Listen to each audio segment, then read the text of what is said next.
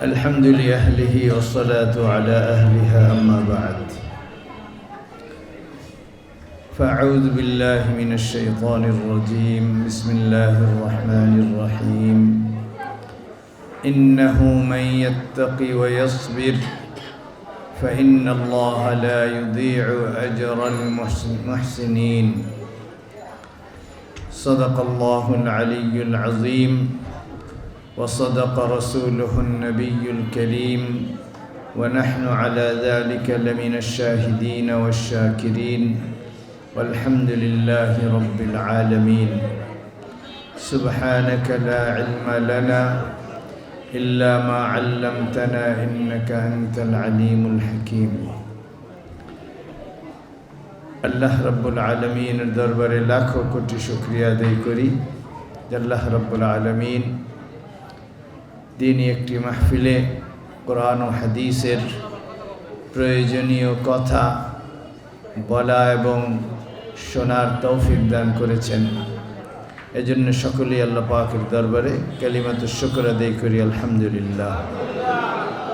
এই বাচ্চারা সরে বসো, তোমরা দূরে যাও, এখানে একটু ফাঁকে বসো। ভাই এদিকে খেয়াল করেন, একটু মনোযোগ দিয়ে শোনেন। পাশাপাশি দায়িত্বশীলদের যারা এই দ্বীনি মাহফিলের আয়োজন করেছেন তাদেরও শুকরিয়া আদায় করি। আল্লাহ পাক তাদেরকে উত্তম বিনিময় দান করেন। অনেক রাত হয়েছে, এখন 11:15 বাজে। এতক্ষণ পর্যন্ত উলামায়ে কেরামের মুখে আপনারা অনেক মূল্যবান কথা শুনেছেন। আমি আর কথা বেশি দীর্ঘায়িত করব না। বিশেষ করে মাইক এলাকায় যখন হাঁটতেছিলাম দেখলাম মাইকের আওয়াজ অনেক দূর দূরান্ত পর্যন্ত যাচ্ছে। বেশি রাতে মাইক চললে অনেক মানুষ বাসা বাড়িতে আছেন, বৃদ্ধ মানুষ, অসুস্থ মানুষ, তাদের ঘুমের ডিস্টার্ব হবে এবং শরীয়ত এটা অনুমোদন করে না। অন্যকে কষ্ট দিয়ে মাহফিলের আয়োজন এটা শরীয়ত অনুমোদন করে না। যাই হোক, যাদের কষ্ট হচ্ছে তাদের কাছে বিনীতভাবে আমরা মাযিরাত পেশ করতেছি। এতক্ষণ কষ্ট হয়েছে, আমরা আপনাদেরকে আর বেশি সময় কষ্ট দিব না। অল্প সময়ের মধ্যেই আমরা মাইকের কাজ শেষ করার চেষ্টা করব। আল্লাহ পাক আপনাদেরকে উত্তম বিনিময় দান করেন। আমি 3টা কথা বলবো। একটা হলো, এই মাহফিল কোনো বিনোদনের মাহফিল না। এটা মনে করার কোনো কারণ নাই যে আমরা তো অনেক অনুষ্ঠানে যাই, যে অনেক আনন্দ বিনোদন, মনের সুখ, অন্তরের সুখ, কানের সুখ ইত্যাদি গ্রহণ করি। এটাও একটা মাহফিল। আসলাম, কিছুক্ষণ মজা নিলাম, চলে গেলাম, ব্যাস। বিষয়টা এমন না। এটা কোনো আনন্দ বিনোদনের মাহফিল না। এটা কিসের মাহফিল? এটা হলো আমার জন্যে প্রয়োজনীয় কিছু কথা, যেগুলো জানা আমার জন্য জরুরি। আমি জানতাম না, আমার জানার কোনো ব্যবস্থা ছিল না, ব্যবস্থা নাই। উলামায়ে কেরাম সে একটা ব্যবস্থা করছেন। ওই আমার জরুরি একটা মাহফিলে আমি উপস্থিত হয়েছি।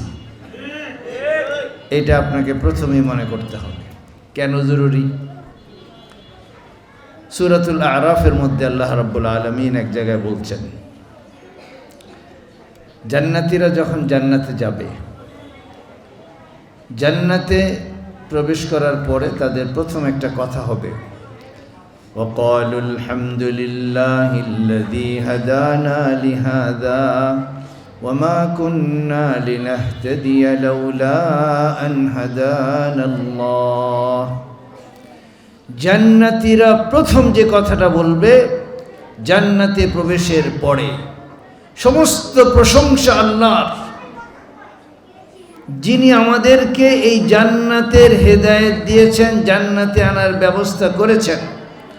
আল্লাহ রাব্বুল আলামিন যদি জান্নাতে আনার ব্যবস্থা না করতেন আমরা জান্নাতে আসতে পারতাম না।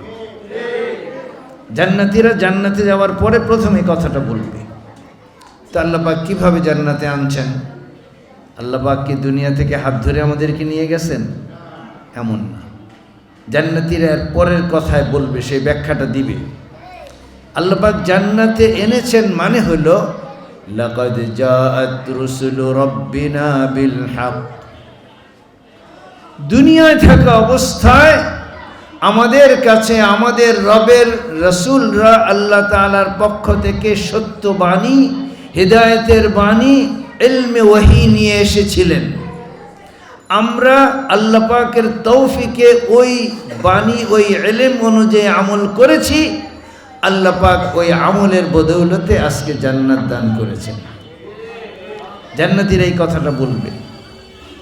তখন আল্লাহ তাআলার আদেশে ফেরেশতারা ঘোষণা করবে, ওয়ানুদু আন তিলকুমুল জান্নাতু উরিসতুমুহা বিমা কুনতুম তা'মালুন।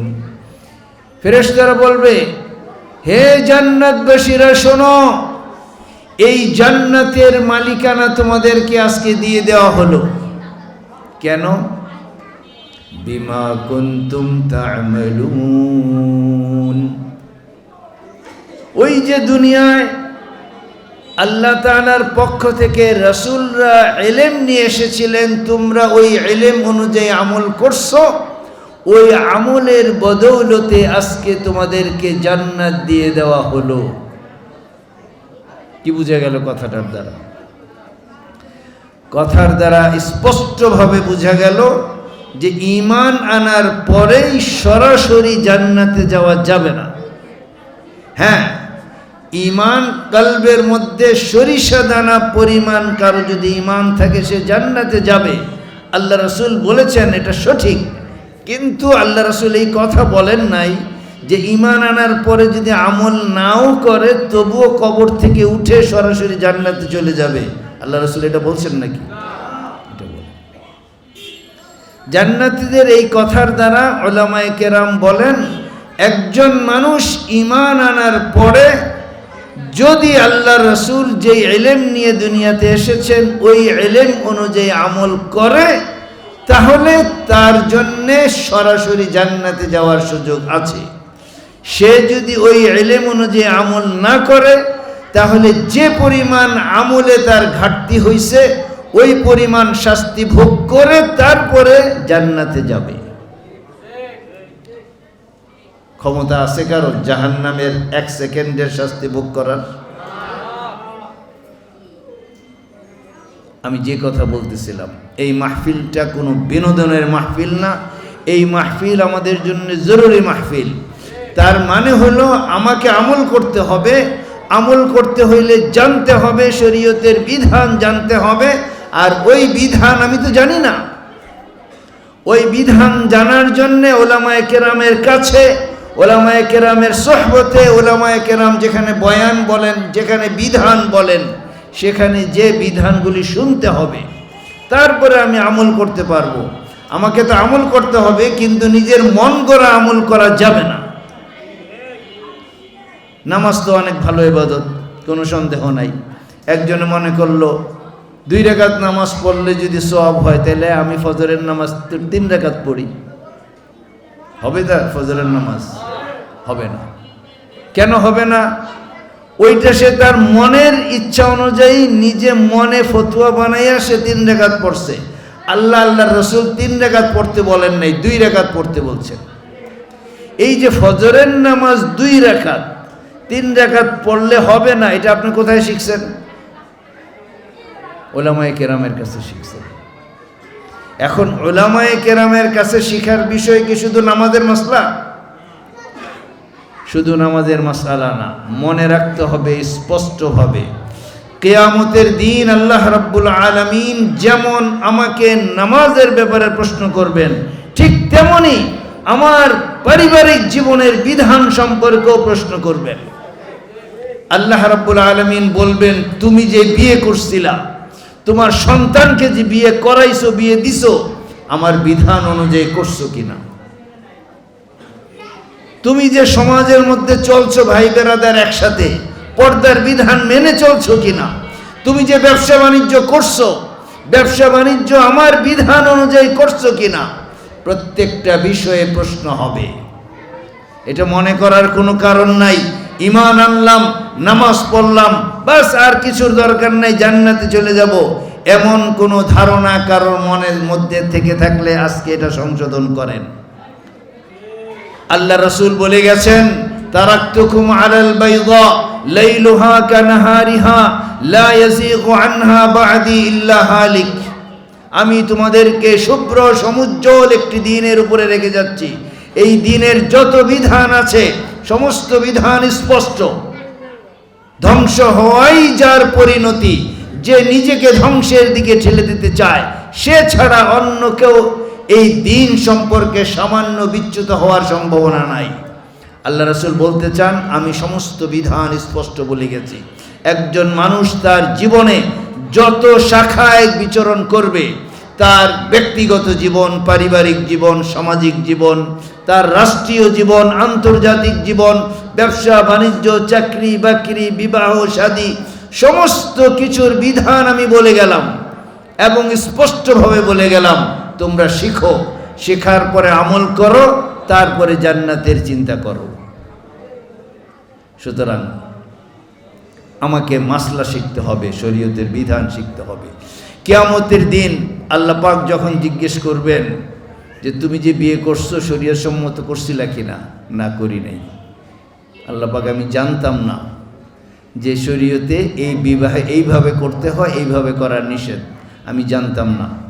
এই যে জানতাম না বলে কিয়ামতের দিন পার পাওয়া যাবে? পার পাওয়া যাবে না। কেন পার পাওয়া যাবে না? আল্লাহ পাক বলবেন, কেন তুমি জানো নাই? দুনিয়ার মধ্যে কোন ডাক্তারের কাছে গেলে বেশি ভালো লাগে, বেশি ভালো ট্রিটমেন্ট পাওয়া যায়, এইটা জানতা। কোন দোকানে গেলে ভালো সওদা পাওয়া যায় সেটা জানতা। কোন কাজ করলে শরীর ভালো থাকে সেটা জানতা। কোন কাজ করলে কিভাবে শরীয়তের বিধান কাজ করতে হবে সেইটা জানো নাই। এই কথা আমার দরবারে চলবে না। আমার দুনিয়া আমি আম্বিয়াকে পাঠাইছি, আমার রসুলদেরকে পাঠাইছি, রসুলের পরে আমার রসুলের ওয়ারিসরা সেই সমস্ত বিধান বলার জন্য তোমাদেরকে ডাকছে। আসেন মাহফিলে, আসেন, বিধান শিখে যান। তোমরা আসো নাই। আজকে আমার দরবারে এই অজুহাত চলবে না যে আল্লাহ পাক জানতাম না। জানার ব্যবস্থা ছিল, তুমি কেন জানো না, এটা আরেকটা অপরাধ। তুমি শরীয়ত সম্মতভাবে বিবাহ করো নাই, এটা যেমন আর অপরাধ। শরীয়ত সম্মত বিবাহ কোনটা এটা যে শিখো নাই, এটা আরেক অপরাধ। তোমাকে আজকে ডাবল শাস্তি দেওয়া হবে। দুনিয়ার কোন মানুষ, পৃথিবীতে আজকে কোনো মানুষ কোথায় এমন নাই কেউ এই কথা বলতে পারবে না যে আমি শরীয়তের একটা বিধান শিখতে চাই, কিন্তু বিধান বলার মানুষ আমি পাই নাই। কেউ বলতে পারবে? আপনারা বলতে পারবেন? পয়সা লাগে? আপনি কোনো আলেম এরকম পাইছেন, তাকে মাসলা জিজ্ঞেস করছেন, সে বলছে আগে আমার ফিটা দাও, তারপরে তোমাকে মাসলা বলবো। উলামায়ে কেরাম বিনা পয়সায় নিজেরা তার সমস্ত কাজ বাদ দিয়ে সেই সুদূর কত দূর দূরান্ত থেকে এসে আপনাদেরকে শরীয়তের বিধান বলার জন্য বসে আছেন, আর আপনারা এখানে কোনো গুরুত্বই দিচ্ছেন না। এই মাহফিলের প্রচারণা যতদিন থেকে হয়েছে, যত মানুষের কানে এই মাহফিলের দাওয়াত পৌঁছছে, ওই মানুষগুলি যদি আজকে আসতো, এখানে জায়গা দেওয়া যাইত? জায়গা দেওয়া যাইত না। সুতরাং আমি প্রথম আপনাদের খেদমতে যে আরজটা করতে চাই, আসেন হুজুর, প্রথম যে কথাটা বলতে চাই, আমি বলছি বেশি লম্বা কথা বলবো না, রাত অনেক হয়েছে, আমি আর 15-20 মিনিটের মধ্যে কথা শেষ করব। প্রথম যে কথাটা বলতে চাই, এটা দুনিয়ার অন্যান্য অনুষ্ঠানের মতো এটা কোনো বিনোদনের মাহফিল না। পরকালে আমার নাজাতের জন্য, জান্নাতে যাওয়ার জন্য যে আমল করতে হবে, ওই আমলের জন্য ইলম জরুরি, ওই ইলম শিখার মাহফিল এটা। সুতরাং এটাকে আমরা গুরুত্ব দেই। এখানে যে কথাগুলি হবে সেই কথাগুলি গুরুত্বের সাথে শুনি এবং আমল করার নিয়তে শুনি এবং আমল করি। ঠিক আছে, প্রথম কথা এটা। 2 নম্বর হলো আল্লাহ রাব্বুল আলামিন আমাদেরকে মেহেরবানি করে ঈমান দান করছেন। এই ঈমানের জন্য আমাদের কোনো কষ্ট করতে হয় নাই, হয়েছে নাকি? একটা মুসলিম দেশে মুসলিম মা বাবার ঘরে আল্লাহ পাক আমাদেরকে পাঠাইছে, জন্মসূত্রে ঈমান পাইছি, কোনো কষ্ট করতে হয় নাই। যদি কষ্ট করতে হতো তাহলে কিন্তু আমাদের পক্ষে সেই ঈমান আনা অনেক কঠিন ছিল। আল্লাহ রাব্বুল আলামিন বলেন যে এই ঈমান তোমার জন্য জুহদ মুজাহাদা দাবি করে, অর্থাৎ একজন মানুষ ঈমান আনবে আর তার কোনো কঠিন পরীক্ষার সম্মুখীন হতে হবে না, এটার সম্ভাবনা একেবারেই নাই। আলিফ লাম মিম আহাসিবান নাসু আন ইউতরাকু আন ইয়াকুলু আমান্না ওয়া হুম লা ইফতানুন। মানুষ কি ভেবেছে, মানুষ কি এই কথা কল্পনা করেছে যে তারা মুখে বলবে আমরা ঈমান আনলাম আর তাদের ঈমান পরীক্ষা করা হবে না, পরীক্ষার পরে যাচাই বাছাই করে তাদেরকে আমি দেখে নিব না? এটা কি তারা মনে করেছে? এই আয়াত বলে এই কথা, ঈমানের পরীক্ষা দিতে হয়। আমরা আল্লাহ পাকের কাছে সর্বদাই দোয়া করি যে আল্লাহ আমাদের কঠিন পরীক্ষা নিয়েন না। ঈমানের কঠিন পরীক্ষা আমরা পাশ করব না, আমরা দুর্বল। যেমনটা পরীক্ষা দিয়েছেন সাহাবায়ে কেরাম, ওই পরীক্ষা আমাদেরকে নিয়েন না। সাহাবায়ে কেরাম কি পরীক্ষা দিয়েছেন? অসংখ্য ঘটনা, হাজারো ঘটনা, সারা রাত শেষ হবে, ঘটনা শেষ হবে না। হযরত বেলাল রাদিয়াল্লাহু তাআলা ঈমান আনছেন, তার মনিব ছিল উমাইয়া বিন খালফ। সে বলছে ছেড়ে দাও, সে না ছাড়বো না, এক খোদার উপরে ঈমান আনছে। সেই কামারের ভাটি থেকে জ্বলন্ত কয়লা এনে বিছাইছে মাটির মধ্যে, তাকে জোর করে ধরে ওইখানে শোয়াইছে চিৎ করে, বুকের উপরে ভারী পাথর চাপা দিছে যেন উঠতে না পারে। বলছে এক খোদার, তোমার সেই এক খোদার ইবাদত ছেড়ে দাও, আমাদের এই শত শত দেবদেবীর ইবাদত করো। তিনি বলেছিলেন না, অসম্ভব, আহাদ আহাদ আহাদ, আমার খোদা একজন, যার প্রতি ঈমান এনেছি তার প্রতি আমি ঈমানে অবিচল আছি, তোমাদের এই শাস্তি আমাকে ঈমান থেকে ফেরাতে পারবে না। কি পরিমাণ শাস্তি দিছে, আরো অনেক শাস্তি দিছে, এটা একটা বললাম। আমিরুল মুমিনিন হযরত ওমর রাদিয়াল্লাহু তাআলা আনহু যখন খলিফা হইলেন, একদিন হযরত বেলালকে ডাক দিলেন, সাইয়্যিদুনা বেলাল, অনেক সম্মান করে ডাকতেন তিনি। ডাক দিয়ে বললেন, একটু কোমরটা দেখাবেন? আমিরুল মুমিনিন, আমার কোমর কেন আপনি দেখবেন? একটু ঈমান তাজা করতে চাই। আপনি আদেশ করছেন, আপনার আদেশ অমান্য করার সুযোগ নাই। হযরত বেলাল পিঠ থেকে চাদরটা সরিয়ে দিলেন। হযরত উমরের মতো কঠিন হৃদয়ের একজন মানুষ চিৎকার করে শুয়ে পড়ছেন। বেলাল কিভাবে সহ্য করছেন? এত বছর হয়ে গেল, সেই অত্যাচার জুলুমের দাগগুলি এখনো আপনার পিঠে, আপনার কোমরে গর্তের মতো হয়ে আছে। এই কষ্ট আপনি কিভাবে সহ্য করছেন? আমিরুল মুমিনিন, হাযা সিররুন বাইনি ওয়া বাইনা রব্বি, এটা আমার আর আমার রবের মধ্যে একটা গোপন বিষয়, আমি এতদিন কাউকে বলি নাই, কিভাবে সহ্য করছি। আপনি আমিরুল মুমিনিন, আপনার আদেশ মানা আমার জন্য জরুরি, এই জন্য বলতেছি। তারা আমাকে বলতো এক খোদার ইবাদত ছেড়ে দাও আর শাস্তি দিত, আর আমি বলতাম আহাদ আহাদ আহাদ, খোদা একজন, খোদা একজন। আমি যখন মুখে আহাদ আহাদ উচ্চারণ করতাম, তখন এই মুখের উচ্চারণ আমার কলবের মধ্যে এমন স্বাদ সৃষ্টি করত, এই স্বাদের কাছে তাদের এই জুলুমের কষ্ট আমার কিছুই মনে হইতো না। আমার বলার উদ্দেশ্য হলো, ঈমানের জন্য কি পরীক্ষা দিছেন? পারবো আমরা এই পরীক্ষা? টিকবো? প্রথম কাজ হলো আল্লাহ পাকের দরবারে দোয়া করা, আল্লাহ কঠিন কোনো পরীক্ষা দিয়েন না, কঠিন কোনো পরীক্ষা দিয়েন না। এরপরেও আল্লাহ পাক যেহেতু কোরআনে কারীমের মধ্যে ঘোষণা দিয়েছেন, আহাসিবান নাসু আন ইউতরাকু আন ইয়াকুলু আমান্না ওয়া হুম লা ইফতানুন, পরীক্ষা ছাড়া আমি কাউকে জান্নাতে মুমিন হিসেবে ঢুকাবো না। ঈমানের পরীক্ষা দিতে হবে, তারপরে তুমি টিকবে। সুতরাং আমাদের জন্য ঈমানের পরীক্ষা হলো, আজকে ঈমান আনার পরে বাহ্যিক শারীরিক আমাদের জন্য কোনো নির্যাতন নাই, কিন্তু চতুর্দিকে আমার পরিবেশ পরিস্থিতি, সমাজ রাষ্ট্র, চতুর্দিকে এমন অবস্থা, সেখানে ঈমান নিয়ে আমি টিকে থাকতে পারছি কিনা আল্লাহ পাক এটা দেখতে চান। আমার 1 নম্বর কথা ছিল, এই মাহফিল কোনো বিনোদনের মাহফিল না, আমার জন্য জরুরি কথা উলামায়ে কেরাম বলছেন, বলবেন, আমাকে এটা মনোযোগ দিয়ে শুনতে হবে এবং আমল করতে হবে। 2 নম্বর কথা হলো, ঈমান আল্লাহ পাক দয়া করে দান করছেন, কিন্তু এখানে খুশি তো আমরা আছি, কিন্তু এখানে চুপ হয়ে যাওয়ার কিছু নাই। ঈমান পরীক্ষার দাবি করে, আমি আমার জীবনে সেই ঈমানের পরীক্ষায় পাশ করতে পারি কিনা এটা নিয়ে আমি চলার চেষ্টা করব।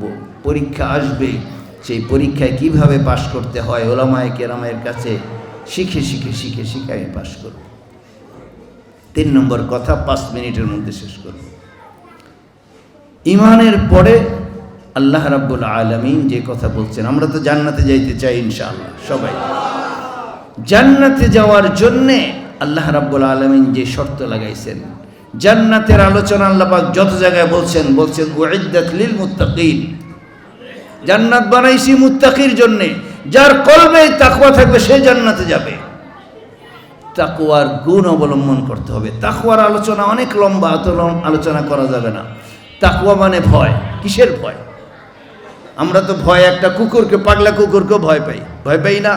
একটা মাস্তান পিস্তল নিয়ে দাঁড়াইলে তাকেও তো ভয় পাই, ভাগ বল্লুকেও ভয় পাই, সাপ বিচ্ছুকে ভয় পাই। আবার বলা হইতেছে আল্লাহকে ভয় করো। 2 ভয় এক জিনিস না। উলামায়ে কেরাম বলেন সেই ভয় আর আল্লাহর ভয় এক জিনিস না। আল্লাহর ভয়ের কোনো তুলনা নাই। এরপরে উলামায়ে কেরাম সামান্য একটা দৃষ্টান্ত দেন। একজন বাধ্য সন্তান, পিতার বাধ্যগত একজন ভালো সন্তান তার পিতাকে ভয় করে। পিতা বুড়া হয়ে গেছে, এরপরও ভয় করে। কেন ভয় করে? পিতার কথা মানতে চায়, অমান্য করতে সে ভয় করে। কেন ভয় করে? 2টা কারণে ভয় করে। 1 নম্বর হইল, এই বাবা আমার ছোটকাল থেকে এত কষ্ট করছেন আমার জন্যে, নিজে আরাম সব কোরবানি করে দিয়ে আমার আরামের ব্যবস্থা করছেন। এই বাবার আদেশ কিভাবে আমি অমান্য করি? এটা তো সম্ভব না। এটা কেমন? তিনি আমাকে এত কষ্ট করে লালন পালন করলেন, আর এখন আমি তার কথা শুনবো না, এটা কি হয়? এই জন্য তার কথা শুনে। আরেকটা কারণ হলো, সে জানে পরকালে জান্নাতে যেতে হলে পিতাকে সন্তুষ্ট রাখতে হবে। আল্লাহ পাক বলছেন, আমার সন্তুষ্টি তোমার পিতার সন্তুষ্টির মাঝে নিহিত। পিতা তোমার উপরে খুশি তো আমি খুশি। মার কদমের নিচে জান্নাত, সেটা সে জানে, এই জন্য মার কথা অমান্য করে না। এই যে পিতার আদেশ অমান্য করতে সে ভয় করলো 2টা কারণে। মুফাসসিরিনে কেরাম, উলামায়ে কেরাম বলেন, আল্লাহ পাককে ভয় করার কিছু সূত্র এখানে পাওয়া যায়। দুনিয়ার মধ্যে যেই মানুষটা সবচেয়ে কষ্টে আছে আমরা ধরে নেই, সেই মানুষটার প্রতি আল্লাহর যত ইহসান সেই মানুষটা গুণে শেষ করতে পারবে না। ওয়া ইন তাউদ্দু নি'মাতাল্লাহি লা তুহসুহা, সেই মানুষের ক্ষেত্রেও প্রযোজ্য। আমি জন্মের আগে, পৃথিবীতে আসার আগে আল্লাহ পাক এই পৃথিবী আমার জন্য সাজাইছেন। আসার পর থেকে খাওয়া, চলা ফেরা, বাড়ি ঘর থাকা সব নিয়ে আল্লাহ পাকের এত নিয়ামত আমি ভোগ করতেছি। এত নিয়ামত ভোগ করার পরে সেই রব্বে করিমের নাফরমানি আমি কিভাবে করি, এই ভয়টা অনেক অন্তরের মধ্যে থাকতে হবে। 1 নম্বর ভয়। 2 নম্বর ভয় হইল, আমার তো একদিন মরতে হবে, সেই রবের সামনে একদিন আমাকে দাঁড়াইতে হবে, আমার জীবনের প্রতিটি সেকেন্ডের হিসাব দিতে হবে। তখন আমি নাফরমানি করলে কি জবাব দিব? এই 2 ভয়ের সমন্বিত ভয়ের নাম হইল তাকওয়া। আমরা আজকে তাকওয়ার সবক নিয়ে এই মাহফিল থেকে যাব। আমার কথা শেষ। 1 নম্বর হইল ইলম জরুরি, ইলম ছাড়া আমল হবে না, আমল ছাড়া জান্নাতে যাওয়া যাবে না। 2 নম্বর হলো ঈমানের পরীক্ষা আল্লাহ পাক নিবেন, পরীক্ষা ছাড়া জান্নাতে দিবেন না। 3 নম্বর হলো তাকওয়া লাগবে, তাকওয়া ছাড়া জান্নাতে যাওয়া যাবে না। তাকওয়া মানে হলো আল্লাহর এমন ভয়, যেই ভয় মানুষকে আল্লাহ পাকের নাফরমানি থেকে দূরে রাখে। আর এই 2টা কথা যদি আমি স্মরণে রাখি, যে আল্লাহ পাক আমার প্রতি এত দয়া করছেন, সেই রবের নাফরমানি কিভাবে সম্ভব, আল্লাহ পাকের দরবারে একদিন দাঁড়াইতে হবে, তখন আমি কি জবাব দিব, এই 2টা কথা চিন্তা করলে অন্তরে আল্লাহ পাকের ভয় সৃষ্টি হবে।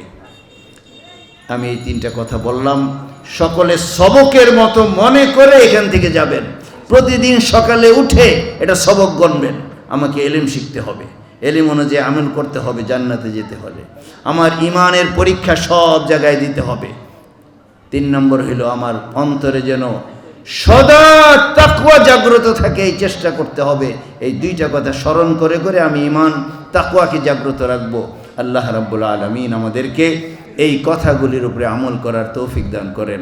ওয়া আখিরু দাওয়ানা আলহামদুলিল্লাহি রাব্বিল আলামিন। আসসালামু আলাইকুম ওয়া রাহমাতুল্লাহ।